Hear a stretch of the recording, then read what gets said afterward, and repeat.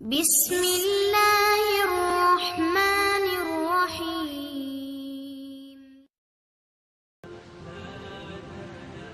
کرنے والے اکثر گائے کہ او بھائی بہت اہم مسئلہ ہے، اس کا کلپ بنا کے ابھی نہیں چلائے تو قربانی کے جانور کی جگہ تم کو کھڑا کر دوں گا میں۔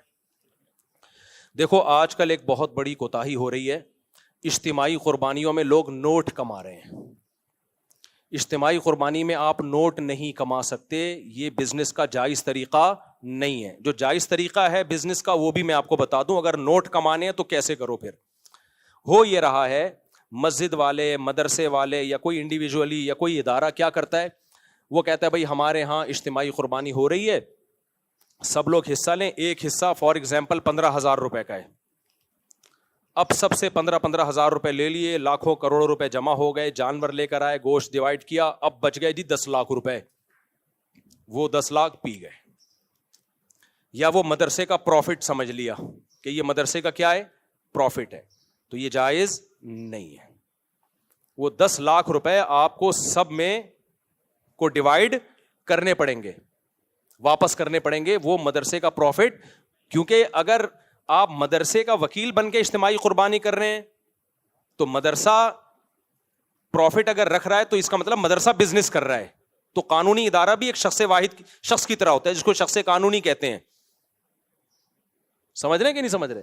ادارہ بھی کیا ہوتا ہے، ایک فرد کی طرح بزنس کرے گا، اس کے بھی بزنس کے جائز ہونے کے احکام وہی ہیں جو ایک فرد واحد کے ہیں۔ کوئی ادارہ سودی لین دین نہیں کر سکتا۔ مثال کے طور پر آپ نے کسی مدرسے کو 1 کروڑ روپے، مدرسے سے 1 کروڑ روپے قرضہ لیا اور کہا کہ میں ہر سال 1 لاکھ روپے مدرسے کو اس پہ پروفٹ دوں گا، تو دوں گا مدرسے کو، لیکن یہ پروفٹ مدرسے کے لیے جائز نہیں ہے کیونکہ مدرسے سے سودی قرضہ لیا جا رہا ہے۔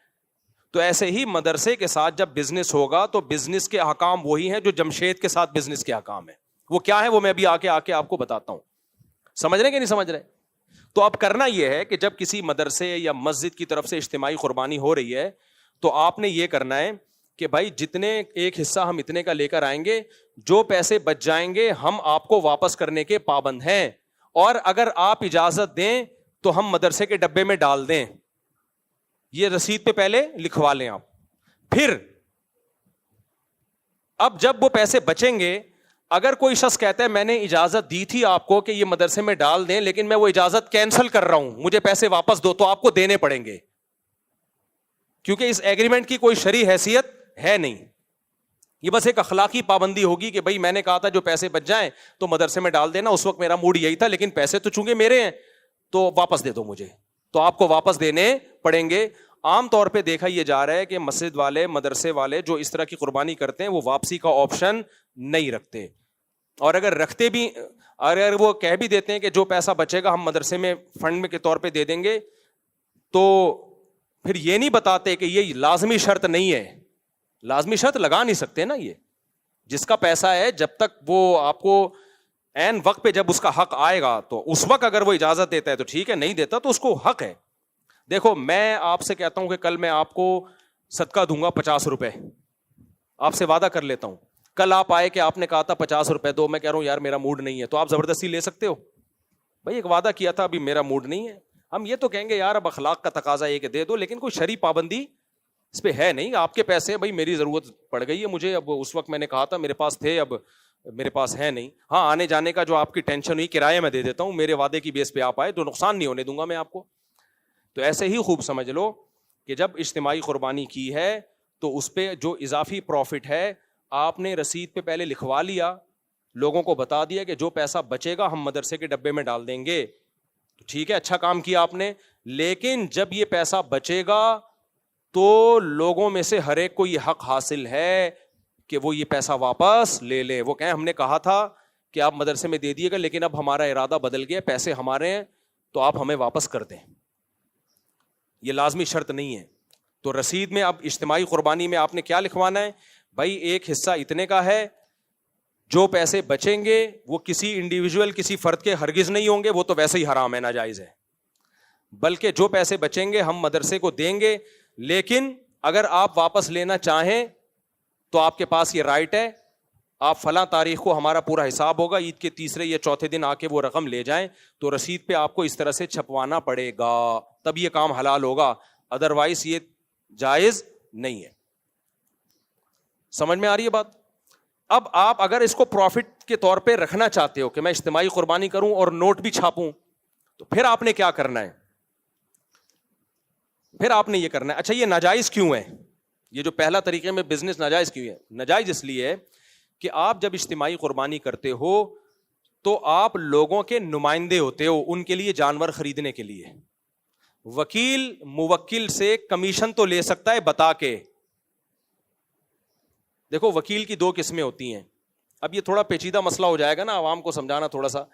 وکیل کیا کر سکتا ہے, آپ نے مجھے کہا مفتی صاحب میرے لیے گائے خریدو, میں گائے خریدی آپ کے لیے, راستے میں پہنا دی کسی کو میں نے مہنگے داموں کر کے, کیا میں پروفٹ رکھ سکتا ہوں؟ وہ نہیں رکھ سکتا.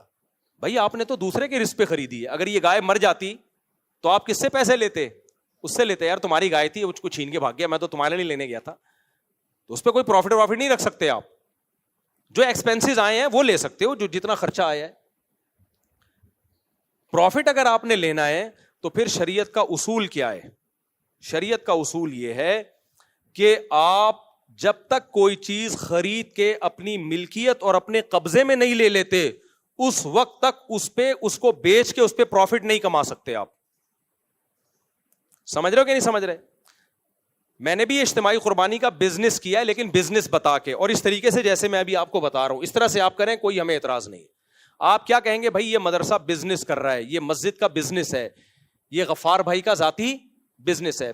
وہ بزنس مسجد کا بھی ہو سکتا ہے, مسجد کے لیے یعنی مدرسے کے لیے بھی ہو سکتا ہے, اور کوئی انڈیویجول کوئی فرد بھی بزنس کر سکتا ہے. اس کا طریقہ یہ ہوگا کہ آپ نے یہ نہیں کہنا کہ ہمارے یہاں اجتماعی قربانی ہو رہی ہے, اتنے کا حصہ پڑ رہا ہے. آپ نے جانور خریدنا ہے, فیس بک پہ اس کی تصویر ڈالنی ہے, یوٹیوب پہ تصویر ڈالنی ہے, بھائی یہ جانور ہے, ایک حصہ ہم 15,000 کا فار ایگزامپل بیچ رہے ہیں. اس جانور کا مالک کون ہے؟ آپ ہو. اس دوران یہ جانور مر گیا, نقصان کس کا ہے؟ آپ کا. یہ میرا جانور ہے, میں چاہوں جانور بیچ دوں جتنے کا, چاہوں تو حصہ بیچ دوں جتنے کا. تو یہ میرا جانور ہے, میں نے کتنے کا خریدا یہ آپ کا ہیڈک نہیں ہے. جو لوگ خریدنا چاہتے ہیں 15,000 کا ایک حصہ ہے, خرید لیں. سمجھ رہے ہو کہ نہیں سمجھ رہے؟ تو وہ 15,000 کا جب خریدیں گے, دو دوسرے نے بھی 15,000, تو یہ 7 حصے آپ نے دوسروں کو بیچ دیے. گویا آپ کی پوری گائے بک گئی. اس پہ جو پروفٹ ہوا وہ کس کا ہے؟ بولو, آپ کا. اب اگر گائے ہلاک ہوتی ہے بکنے کے بعد تو نقصان ان کا ہے, اس سے پہلے ہلاک ہوتی ہے تو نقصان کس کا ہے؟ آپ کا. اس کنڈیشن میں لانا پڑے گا اس بزنس کو, یعنی آپ نے خریدنا ہے, خریدنے کے بعد اپنے قبضے میں لینا ہے. اب تک وہ گائے کس کی ہے؟ آپ کی ہے. اس کا سارا نقصان کا رسک کون لے رہا ہے؟ آپ لے رہے ہو. اب آپ پہنانا شروع کر دو. پہناتے ہی ہیں, بیچتا کون ہے؟ سمجھ میں آ رہی ہے بات کہ نہیں آ رہی؟ اور آسان طریقہ بتاتا ہوں. آپ کہو گے بھائی ہم 100 گائے اٹھا کے لے آئے, کوئی خرید ہی نہیں رہا, تو ہم کیا کریں گے؟ بکنگ پہلے شروع کر دو. بے شک بکنگ کا طریقہ کیا ہے؟ آپ بولو بھائی میرا ارادہ ہے قربانی کا, اور میں جو حصہ لینا چاہے تو میرے پاس حصہ بک کرا دے, اور میں نے ریٹ رکھے فار ایگزامپل 15,000 روپے. تو جو لوگ اس میں دلچسپی لیتے ہیں پیسے دے دیں ایڈوانس میں, لیکن یہ صرف بکنگ ہوگی, یہ ڈن نہیں ہے ابھی سودا. جب میں جانور لاؤں گا, آپ کو جانور دکھاؤں گا, اس کے بعد آپ اگر خریدنے میں دلچسپی رکھتے ہو تو سودا ڈن کر دینا, نہیں رکھتے ہو تو 15,000 واپس لے لینا. سمجھ میں آ رہی ہے بات کہ نہیں آ رہی؟ جیسے ہم میڈیکل والے کو بولتے ہیں بھائی ایڈوانس میں پیسے رکھ لے, یہ دوا منگوا دے, وہ دوا منگوا دیتا ہے, ہم جا کے اس سے خرید لیتے ہیں, ہماری مرضی نہیں خریدیں تو وہ دوا کسی اور کو پہنائے گا. پھر وہ جب تک آپ کی ملکیت میں وہ گائے نہیں آ جاتی, بکرا نہیں آ جاتا, آپ آگے کسی کو بیچ نہیں سکتے.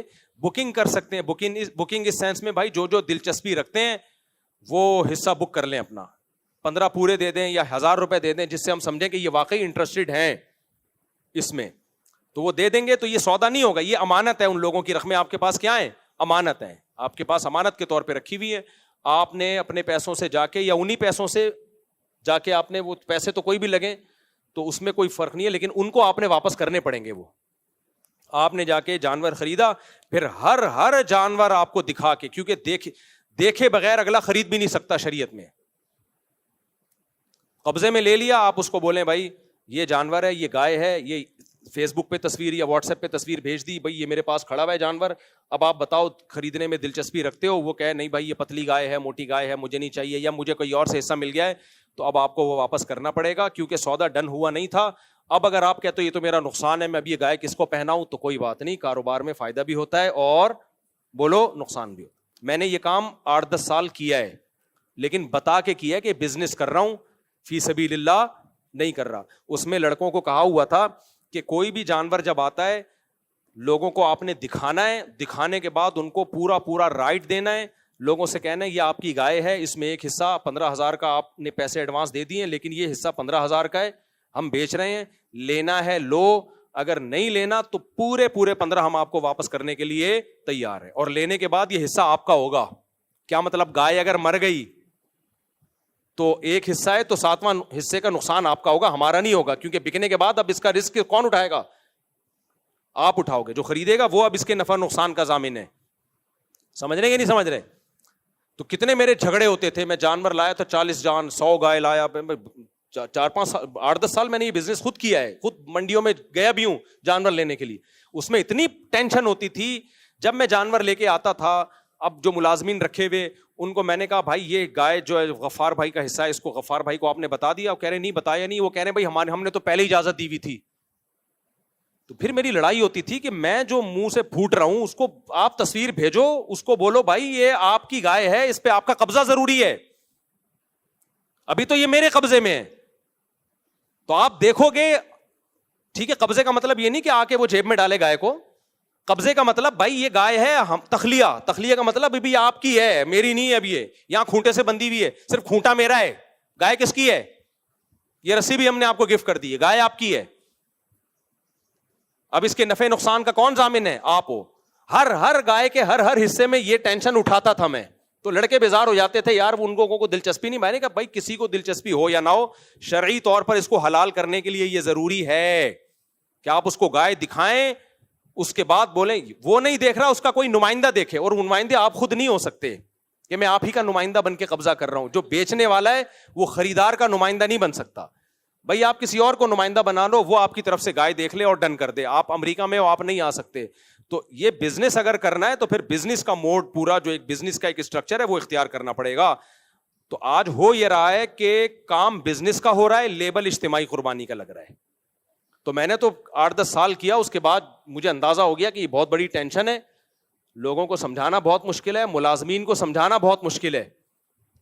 اب بعض ہمارے لڑکے ایسی باریک گائے اٹھا کے لے آئے, تو میں نے کہا جس کا بتاؤ اب لوگوں کو یہ آپ کی گائے ہے, یہ 7 آدمی جن کے اس میں حصہ ہے ان کو دکھاؤ. وہ کہہ رہے ہیں وہ دکھائیں گے تو وہ لیں گے نہیں. میں نے کہا یہ تو حرام ہے ہمارے لیے, ان کو دکھاؤ بھائی آپ یہ پتلی گائے ہے, موٹی گائے ہے, جو بھی ہے, 15,000 کا ایک حصہ دے رہے ہیں, آپ کو ہڈیوں کا سوپ ملے گا, قبول ہے یا نہیں قبول ہے؟ تو اب جو امریکہ کینیڈا میں بیٹھا ہے اس کو تو دلچسپی نہیں ہوتی نا, کہہ رہے ہیں بھائی ہمارے کیا. ہم کہتے ہیں آپ کو دلچسپی نہیں ہے, لیکن شرعی طور پر حلال کرنے کے لیے کاروبار کو یہ ضروری ہے کہ آپ دیکھیں یا آپ کا کوئی نمائندہ دیکھ کے ڈن کرے, دیکھے بغیر ڈن کرنے کا کوئی اعتبار نہیں ہے. تو پھر وہ اس کو سوپ ہم نے دکھایا, ہڈیوں کا سوپ, کسی نے لے لیا, کسی نے بولا ہمیں نہیں چاہیے. وہ ٹینشن کس کی ہوئی؟ پھر وہ سوپ ہم نے اپنے بچوں کو پلایا. پھر سمجھ رہے کہ نہیں سمجھ رہے؟ تو اس میں لاس ہوا. تو یہ جب پراپر وے میں کام ہوگا تو حلال ہے, پراپر وے میں نہیں ہوگا تو یہ حلال نہیں ہے. تو اجتماعی قربانی میں خلاصہ یہ نکلا کہ آپ پروفٹ نہیں کما سکتے, اور اگر بزنس کرنا ہے تو لیبل کیا لگنا چاہیے؟ بزنس. اس میں کسی قسم کا لوگوں کو دھوکا بولو نہ ہو. ایک مسجد کی انتظامیہ کچھ دن پہلے میرے پاس آئی اور کہنے لگی مفتی صاحب ہم جو ہے وہ اجتماعی قربانی کرتے ہیں اور بزنس بھی کریں گے, اس میں پروفٹ بھی رکھیں گے. میں نے کہا پروفٹ تو انویسٹمنٹ کے بغیر ہو نہیں سکتا, آپ کا اپنا کتنا پیسہ لگ رہا ہے اس میں؟ کہنا ہمارا پیسہ تو نہیں لگ رہا اس میں. تو کہنے لگے, میں نے کہا پھر تو بزنس, پھر تو پروفٹ حلال نہیں ہے. جب آپ کی انویسٹمنٹ ہی نہیں ہے, رسک ہی نہیں لے رہے آپ, تو آپ کا کے لیے نفع کہاں سے حلال ہو گیا؟ کہہ رہے ہم جو اتنی محنت کریں گے اور اتنی اسٹرگل کریں گے اور وہ بھی تو اس میں ہمارا پروفٹ بنتا ہے. میں نے کہا محنت پہ اجرت بنتی ہے, پروفٹ نہیں بنتا. اور اجرت بھی جب جائز ہے جب بتا کے ہو, بغیر بتائے اجرت بھی جائز نہیں ہے. مثال کے طور پر کوئی انٹی یہاں سے گزر رہی ہیں سامان لے کے, آپ نے انٹی کی مدد کی, سامان اٹھا کے ان کے گھر تک پہنچایا. پہلے زمانے میں لوگ کرتے تھے, کوئی ایجڈ خواتین ہیں تو نوجوان لوگوں کو خدمت کا جذبہ تھا, بھائی انٹی ہم پہنچا دیتے ہیں آپ کے گھر سامان. اب آپ نے گھر میں سامان پہنچایا, آپ نے کہا 500 روپے دے دیں انٹی. وہ کہیں گے بھائی 500 روپے، کہنے مزدوری کے پیسے نہیں ہوتے کیا؟ ہوتے ہیں، لیکن پھر مزدور پہلے ایگریمنٹ کرتا ہے، پروفٹ تو پھر بھی نہیں ہے. تو آپ مسجد والے اسپیسیفک کمیشن لے سکتے ہیں کہ بھائی ہم 10 آدمی اجتماعی قربانی کا نظم سنبھالیں گے، ہمارے دن رات ایک ہو جائیں گے، گایوں کا گوبر بھی ہے اور یہ بھی ہے اور وہ بھی ہے، حصے بانٹنے بھی ہیں، تو فی گائے ہم اتنا کمیشن لیں گے. یہ پرچی پہ لکھ دیں، اندھیرے میں مت رکھو. لوگ سمجھ رہے ہوتے ہیں یہ فی سبیل اللہ ہماری خدمت ہو رہی ہے، حالانکہ وہ کمیشن بھی رکھ رہے ہوتے ہیں، پیسے بھی رکھ رہے ہوتے ہیں. تو یہ صحیح نہیں ہے. اگر انتظامیہ یا مدرسے کی انتظامیہ یہ کام کر رہی ہے اور اپنا کمیشن لے رہی ہے، تو کمیشن کی مقدار بھی بتائیں کہ فی گائے ہم اتنا کمیشن لیں گے جس میں ہم آپ کو یہ سروس دیں گے. گائے بھی آپ کی ہوگی، پیسے بھی آپ کے ہوں گے، ہمارا کام ہے اس گائے کو کھڑا کرنا اور اس کے چارے کا خرچہ بھی آپ پہ ہوگا. ہمارا کام ہے اس گائے کو ماہر قصائی سے ذبح کروا کے گوشت آپ تک پہنچا دینا. یہ اس کام کے ہم کتنے روپے لیں گے؟ 500 روپے لیں گے، یہ بتا دیں پہلے، یا 1000 روپے لیں گے یا 1 کروڑ روپے لیں گے. مجھے اس سے کوئی غرض نہیں، اگر لوگ دینے پہ راضی ہیں تو کیا دے گا کوئی نہیں 1 کروڑ روپے، ایک مثال دے رہا ہوں. تو اس طریقے سے یہ کام کیا جائے. ادروائز جو اجتماعی قربانیوں میں پیسوں کا عنصر آ گیا ہے نا، نوٹ چھاپے جا رہے ہیں اور پیسہ کمائے جا رہے ہیں، یہ حرام ہے، ناجائز ہے. سمجھتے ہو اس کو؟ جو بھی اجتماعی قربانی کر رہا ہے تو اس سے پوچھیں بھائی جو پیسے بچیں گے وہ کہاں جائیں گے، اور ہر چیز حساب کتاب ہونا چاہیے. الحمدللہ زیادہ تر مسجد مدارس میں تو پورا حساب ہوتا ہے، اتنے کی گایاں پڑی ہیں، اتنا اس کا خرچہ ہے، قصائی کی اتنی اجرت نکلی ہے وغیرہ وغیرہ، بچا کے یہ بچائے. تو وہ بچا ہوا حد تک تو ٹھیک ہوتا ہے، بچا ہوا گیا کہاں آگے کچھ پتہ نہیں ہوتا کہاں گیا وہ. تو وہ جو بچا ہوا ہے وہ لوگوں کو واپس کرنا پڑے گا. اور پھر اس کا نام، اگر بزنس کر رہے ہیں تو پھر اس کا نام اجتماعی قربانی نہ رکھیں، کیونکہ اجتماعی قربانی سے پہلا میسج یہی جاتا ہے کہ آپ لوگوں کی نمائندے بن کے ان کو ایک سہولت دے رہے ہیں، تو اس کو پھر بزنس ہی کریں. تو میں نے جب کیا تو بزنس ہی کیا تھا. ایک کمپنی کا نام تھا، میری کمپنی ہے، میں نام نہیں بتاؤں گا اس کا، تو باقاعدہ کمپنی کا نام استعمال کیا اس میں، اور پھر اس میں جو ہے وہ بتایا بھائی یہ حصہ برائے فروخت ہے، پرچی بھی یہ چھپوائی، حصہ کیا ہے؟ برائے فروخت ہے، تو اتنے کا حصہ ہم بیچیں گے. اور پھر اس میں جب میری گائے آتی تھی تو میں اپنے لڑکوں کے ذمہ لگایا ہوا تھا، ہر ایک کو فون کرو، گائے کی تصویر بھیجو، بولو اب آپ بتاؤ خرید رہے ہو کہ نہیں خرید رہے ہو. حصہ پورا ایک ایک چیز تجوید کے ساتھ کلیئر ہوتی تھی. جس نے کہہ دیا ہمیں خریدنا ہے تو ٹھیک ہے آپ کا حصہ ہے، جس نے کہا ہمیں نہیں خریدنا، لو بھائی یہ پیسے واپس لو اپنے. سمجھتے ہو؟ اس طریقے سے کرنا ہے. اور کوئی سوال؟ یہ کلپ بنا کے چلا دینا لازمی. امانتوں میں بہت حکم ہے بھائی. دیکھو نبی صلی اللہ علیہ وسلم کے پاس ایک سیکنڈ میرے بھائی، ایک صحابی آئے، مسلمان ہوئے، جس قوم سے تھے اس سے جنگ ہو رہی تھی، تو جنگ سے پہلے وہ آ کے مسلمان ہو گئے. ان کے پاس بکریوں کا پورا ریوڑ تھا، تو انہوں نے کہا میں اسلام لانے کے بعد کیا کروں؟ آپ نے کہا یہ ریوڑ میں جس کی بکریاں پہلے جا کے واپس کرو. حالانکہ جن سے لڑائی ہو رہی ہے ان کی بکریاں تھیں، وہ تو ان کا تو مال غنیمت ہے نا، لیکن بھائی مال غنیمت تو جنگ کے بعد ہوتا ہے نا. یہ بکریاں تو ان کی ہیں، ان کافروں کی ہیں جن سے تمہاری لڑائی، ان سے تمہارا ایگریمنٹ تھوڑی ہوا ہے کہ ان سے بکریاں لیں اور اسلام لا کے ساری بکریاں ادھر لے آئے. یہ تو پھر غیر مسلم جائے سونا نکالے چوری کرے اور اسلام قبول کر کے سونا لے کے بھاگ جائے. تو نبی نے جو دشمن تھے لڑ رہے تھے ان کے بارے میں ان صحابی کو کہا کہ تم مسلمان تو ہو گئے ہو لیکن جس کی بکری ہے اس کے حوالے کرو، اس کے بعد ہمارے ساتھ میدان جنگ میں شامل ہو، پھر اسی قوم کے خلاف لڑو جن کی بکریاں تھیں. اتنی مالی معاملات میں اسلام نے ہم کو فیئر رہنے کا حکم دیا ہے. اور آج پتہ ہی نہیں چلتا کتنا پیسہ آ رہا ہے، کہاں جا رہا ہے. ایسے بھی بعض محتمم، زیادہ تر صحیح ہوتے ہیں الحمدللہ، لیکن مدارس کے بعض محتمم میں نے دیکھے ہیں، بعض لوگ وہ کیا کر رہے ہیں، مدرسے کے لیے گائے لینے گئے، اپنی نیت سے خریدی، اور جیسے گائے خریدی 50,000 کی، ایک مثال دے رہا ہوں، اور مدرسے کو 55,000 کی بیچ دی. ابے یہ کیا ہو رہا ہے؟ آپ جب مدرسے کے وکیل بن کے جا رہے ہو تو آپ اپنے لیے خرید ہی نہیں سکتے بھائی. آپ جب خرید رہے ہو اپنے لیے تو وہ مدرسے کے لیے ہو، پھر وہی آپ مدرسے کو بیچ رہے ہو، یعنی اپنے آپ کو بیچ رہے ہو. یہ ڈرامے بھی ہوتے ہیں بعض جگہ. نہیں آئی سمجھ میں بات؟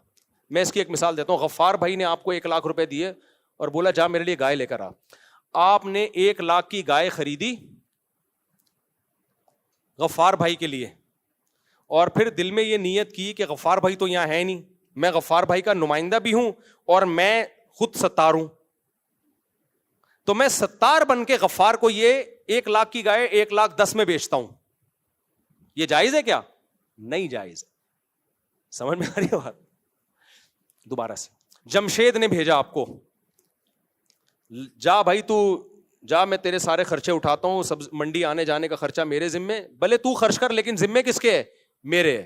وہاں چائے بھی پینا, کھانا بھی کھانا, یہ سارے ایکسپینسز میرے ذمے, بھلے اپنے پیسوں سے کھا لیکن ذمہ کس کا ہے؟ میرا ہے. اور تو میرے لیے گائے خرید. آپ گئے, آپ کا نام ہے وسیم, آپ نے وہاں جا کے 1 لاکھ کی گائے خریدی, خرچہ سارا کس کا ہو رہا ہے؟ ذمہ داری کون اٹھا رہا ہے؟ جمشید. پھر آپ نے کہا کہ یار یہ خریدی تو ہے, سارا خرچہ تو جمشید کے ذمہ, اگر یہ گائے مر جاتی تو نقصان بھی جمشید کا ہوتا, اور میں گیا بھی جمشید کی طرف سے, ساری دنیا کو پتا ہے میں جمشید کے لیے گائے خرید رہا ہوں, لیکن میں ہوں تو جمشید نہیں نا, میں ہوں وسیم. تو یہ گائے جو میں نے 1 لاکھ کی خریدی ہے, تو میں نے وسیم جو میں سچی مچی کا ہوں وہ بن کے میں نے جمشید کو 1,10,000 میں بیچی. اور پھر آپ نے جا کے جمشید سے کہا کہ یہ گائے 1,10,000 کی ہے. جمشید کہہ رہا ہے کیسے 1,10,000 کی ہے؟ بولو چھوڑو, میں نے جس سے خریدی ہے وہ اس نے 1,10,000 کی بیچی ہے, اور میں نے خریدی کس سے ہے؟ اپنے آپ سے خریدی ہے. تو بعض مدرسوں میں یہ بھی میں نے دیکھا ہے, بعض میں, سب زیادہ تر مدرسے ٹھیک ہی ہوتے ہیں الحمدللہ, کہ وہ محتمم کمبخت کیا کر رہا ہے, پہلے 50 گائے خریدتا ہے اپنے لیے, پھر وہ گائے پروفٹ رکھ کے بیچتا ہے کس کو؟ مدرسے کو. حالانکہ وہ جو اپنے لیے خرید رہا ہوتا ہے تو اس کا رسک سارا مدرسے کے ذمہ ہوتا ہے, اس کا آنے جانے کا خرچہ اور وہ سب کچھ ایکسپینسز کس کے ذمہ ہوتے ہیں؟ مدرسے کے ذمہ ہوتے ہیں. تو یہ جائز نہیں ہے کہ آپ ایک ہی طرف سے وکیل بھی بن رہے ہو اور موکل بھی بن رہے ہو, یہ نہیں ہوتا. اس زمانے میں کوئی مالی معاملات میں ٹھیک ہو جائے نا, بس وہ جنت میں جائے گا, مذاق نہیں. بہت گڑبڑے ہیں پیسوں میں.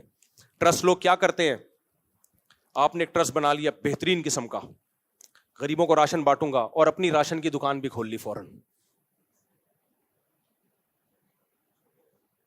اب آپ تھر میں 1 کروڑ کا راشن بانٹ رہے ہو, وہ سارا 1 کروڑ کا راشن کہاں سے جا رہا ہے؟ بولو, آپ کی دکان سے جا رہا ہے. ایک صاحب نے ایسا کیا, میں نے کہا میرے بھائی یہ 1 کروڑ کا راشن آپ ہی کی دکان سے جا رہا ہے, یہ تو آپ کا بزنس چمک رہا ہے. تو کہتے ہیں اس میں غریب کا نقصان کیا ہے, میں سستا دے رہا ہوں. بات معقول ہے بھائی, اگر آپ سستا دے رہے ہیں تو آپ سے لیں, بے شک پھر آپ کا فائدہ ہو جائے تو کوئی غلط بات نہیں ہے. میں نے کہا آپ کہاں سے لے رہے ہو؟ جتنا سستا آپ ٹرسٹ کو بیچ رہے ہو اس سے زیادہ سستا آپ کہیں سے اٹھا رہے ہو, تو آپ اپنے ٹرسٹ کا مال ڈائریکٹ وہاں سے کیوں نہیں اٹھا لیتے؟ نہیں آئی میرا خیال ہے بھائی, آپ اپنے ٹرسٹ کا مال ڈائریکٹ وہاں سے اٹھاؤ جہاں سے آپ اپنے جنرل اسٹور کا مال اٹھا رہے ہو, اپنے گودام کا مال اٹھا رہے ہو. پھر آپ کے لیے حلال ہے. یہ پوری دنیا میں اتنا سستا کہیں اویلیبل ہی نہیں ہے, آپ کی دکان میں سب سے سستا, پھر آپ اٹھا لو بھائی, کوئی بات نہیں. غریب کو بھی فائدہ ہے سستے میں, ٹرسٹ کو بھی فائدہ ہے, آپ کو بھی فائدہ ہے. لیکن ہو ایسا نہیں رہا ہوتا, ہول سیلر کوئی اور ہے. تو آپ اتنا مال جب کروڑوں کا اٹھا رہے ہو تو اس ہول سیلر سے اٹھاؤ نا جو سب سے کم ریٹ لگائے. تو سب سے کم تو وہ لگا رہے جس سے آپ لے رہے ہو. کہتے ہیں اس تک ہماری رسائی نہیں ہے, تو تم نے مال وہاں سے کیسے اٹھا لیا اگر تمہاری رسائی نہیں ہے اس تک؟ یہ 2 نمبریاں ٹرسٹوں میں ہو رہی ہیں. نہیں آئی میرا خیال ہے بات. بالکل ایسے جیسے اسکول کا یونیفارم خریدو تو کہاں سے ملے گا؟ اسکول سے ہی ملے گا. یہ ایسا یونیفارم ہے, آج تک کوئی ٹیلر مارکیٹ میں ایسا پیدا ہوا ہی نہیں ہے کہ وہ یونیفارم کسی کا باپ بھی بنا سکے. یہ سب غلط طریقے ہیں پیسہ کمانے کے, یہ دھندے چل رہے ہیں. اللہ بچائے یار, انسان کا بچہ بننا, خدا کی قسم ہمارے حضرت فرماتے تھے سب کچھ ملے گا مارکیٹ میں, انسان نہیں ملے گا. انسان کا ملنا بہت مشکل ہے. اور یہ حضرت نے پتہ ہے کب کہا تھا؟ جب حضرت چاہتے تھے اپنا نائب کسی کو بناؤں. میرے شیخ مفتی رشید احمد صاحب پہ بہت ان پہ اشکالات ہو سکتے ہیں, ان کی رائے سے اختلاف ہو سکتے, ان کے تقوی پر آج تک کسی نے انگلی نہیں اٹھائی. بہت پرہیزگار تھے, بہت پرہیزگار تھے. جنہوں نے ان کے ساتھ وقت گزارا ان کو پتا ہے کیسے اللہ والے تھے.